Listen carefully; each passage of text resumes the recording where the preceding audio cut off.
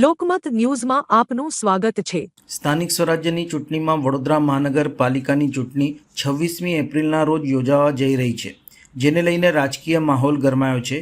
આજે ward number 12 વિસ્તારમાં કોંગ્રેસના ઉમેદવારોએ પોતાના નામાંકન પત્ર ભર્યા હતા। મુજમોડા વિસ્તારમાંથી કોંગ્રેસના ઉમેદવારોએ સ્થાનિક આગેવાનો અને મોટી સંખ્યામાં કાર્યકર્તાઓ સાથે રેલી સ્વરૂપે નીકળી અકોટા મામલતદાર પશ્ચિમ કચેરી ખાતે પહોંચ્યા હતા, જ્યાં તેમણે પોતાની ઉમેદવારી નોંધાવી હતી।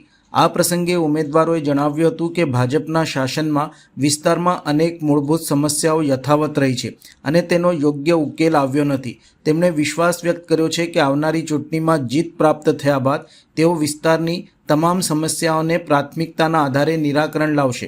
કોંગ્રેસના ઉમેદવાર તરીકે રાકેશભાઈ ઠાકોર, સચિનભાઈ માયાવંશી, ભાવિકાબેન ચાંડોલિયા અને નીતાબેન તડવીએ પોતાના વિજય અંગે આશાવાદ વ્યક્ત કર્યો હતો। વોર્ડ 12 ની અંદર અમે આજે કોંગ્રેસ પાર્ટી તરફથી નામાંકન કર્યું છે અને વોર્ડ 12 ની જનતાનો વિશ્વાસ આપું છું કે આવનારા દિવસોમાં અમે તમને એક તમારી આશાનું કિરણ ભરીને નીકળીશું। અમારી ટીમ એટલી મજબૂત છે અને એટલે તમારા માટે તમે ફોન કરશો, ગમે ત્યારે કહેશો, અમે હાજર રહીશું।